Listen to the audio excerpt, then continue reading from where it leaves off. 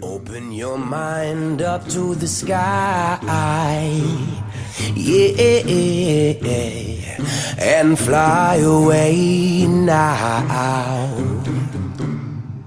Oh, you got nothing to prove.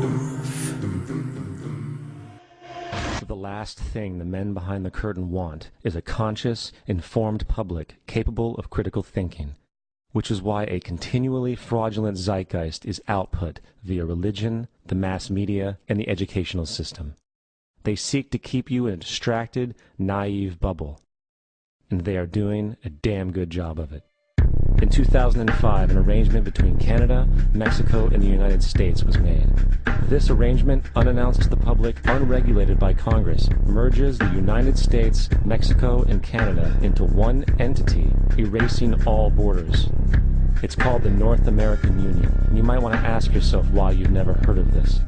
In fact, there is only one mainstream reporter who has actually heard of and has had the courage to cover this issue.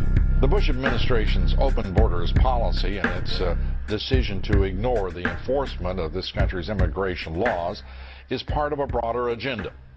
President Bush signed a formal agreement that will end the United States as we know it, and he took the step without approval from either the U.S. Congress or the people of the United States. It's a deal that few have even heard of. It's being done again by very few people at the very top on behalf of the investment class, but the working class of people, political officials across our country, from communities, from cities and so forth, they don't know anything about this. This isn't some trade agreement. It is a total removal of sovereignty from these countries, which will also result in a completely new currency called the Amero. Fall. Apart from that, I think one thing people who are dollar-based need to focus on is the Amero. That's the one thing that nobody's talking about that I think is going to have a big impact on everybody's life in Canada, the U.S., and Mexico. The Amero is the proposed new currency for the North American community, which is being developed right now between Canada, the U.S., and Mexico to make a borderless community, much like the EU, and the dollar, Canadian dollar, U.S. dollar, and the Mexican peso replaced by the Amero. By default of this agreement, the American Constitution will eventually be obsolete. You would think that a situation like this would be on the cover of every major newspaper. That is until you realize that the people who are behind this movement are the same people behind the mainstream media, and you are not told what you're not supposed to know.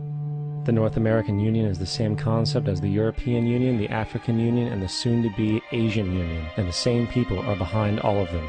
And, when the time is right, the North American Union, the European Union, the African Union, and the Asian Union will be merged together, forming the final stages of a plan these men have been working on for over 60 years. A one-world government. Good evening, candidates. This is Seekser from Arlington, Texas, and this question is for Ron Paul.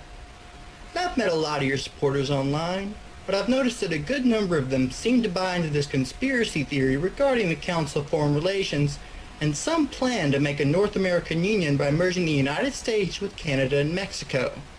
These supporters of yours seem to think that you also believe in this theory. So my question to you is, do you really believe in all this, or are people just putting words in your mouth? 90 seconds. Well, it all depends on what you mean by all of this. The CFR exists, the Trilateral Commission exists, and it's a, quote, conspiracy of ideas. This is an ideological battle. Some people believe in globalism, others of us believe in national sovereignty. And there is a move on toward a North American Union, just like early on there was a move on for a European Union, and it eventually ended up. So we had NAFTA and moving toward a NAFTA highway. These are real things. It's not somebody made these up. It's not a conspiracy. They don't talk about it, and they might not admit about it, but there's been money spent on it. There was legislation passed in the Texas legislature unanimously to put a hold on it.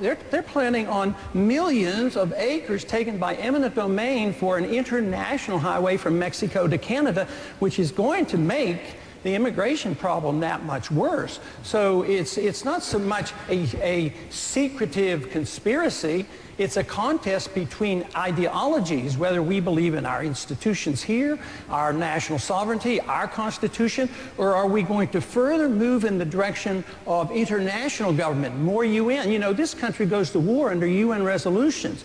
I don't like big government in Washington. So I don't like this trend toward international government. We have a WTO that wants to control our drug industry, our nutritional products. So I'm against all that, but it's not so much as a sinister conspiracy. It's just knowledge is out there. If we look for it, you'll realize that our national sovereignty is under threat. Congressman Paul, thank you.